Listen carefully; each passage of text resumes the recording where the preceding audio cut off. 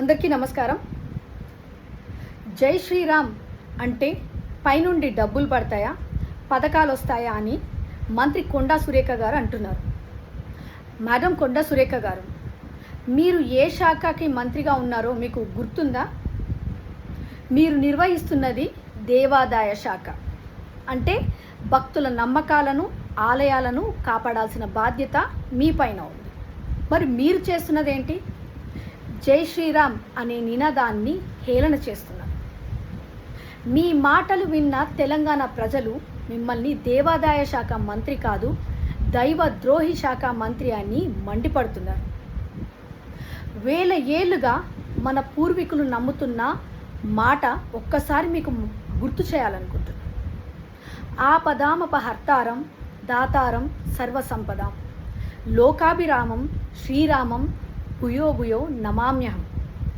ఆ రామనామం ఆపదలను తొలగించడమే కాదు, సర్వ సంపదలను కలిగించేవాడు. లోకం మెచ్చే అందమైన రూపం కలవాడు ఆ శ్రీరామచంద్రమూర్తిని మేము పదే పదే నమస్కరిస్తున్నాము అని. రామనామం మాకు వ్యాపారం కాదు. రామనామం అంటే డబ్బులు కాదు, రామనామం అంటే పథకాలు కాదు. అది మా నమ్మకం. రాముడు డబ్బులు రాల్చడు. ఆ రాముడు ధైర్యాన్ని, సంపదని, అన్నిటికంటే ముఖ్యంగా సంస్కారాన్ని ఇస్తాడు.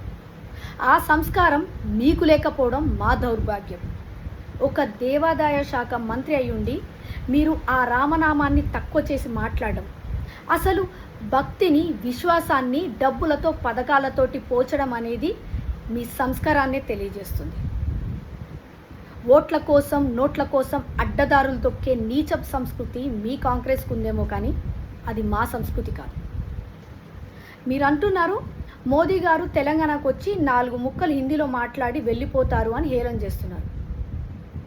మరి మన తెలంగాణలో నేషనల్ హైవేలు, వందే భారత్ రైళ్లు, రైల్వే స్టేషన్ల ఆధునీకరణ, ఎరువుల ఫ్యాక్టరీ, ఇవన్నీ మీ ఇంట్లో నుంచి తెచ్చిన డబ్బులతోటి కట్టినరా?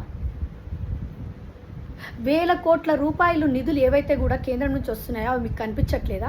లేకపోతే గుడ్డిగా విమర్శించడమే పనిగా మీరు పెట్టుకున్నారా? ఒక్కటే మాట కొండా సురేఖ గారు, జై శ్రీరామ్ అనే నినాదం కోట్లాది మంది హిందువుల ఆత్మగౌరవం, ఈ దేశ అస్తిత్వం. మీ ఓటు బ్యాంకు రాజకీయాల కోసం దేవుడిని తక్కువ చేసి మాట్లాడితే ఈ తెలంగాణ సమాజం మాత్రం సహించదు. గుర్తుపెట్టుకోండి. జై శ్రీరామ్. భారత్ మాతాకి జై.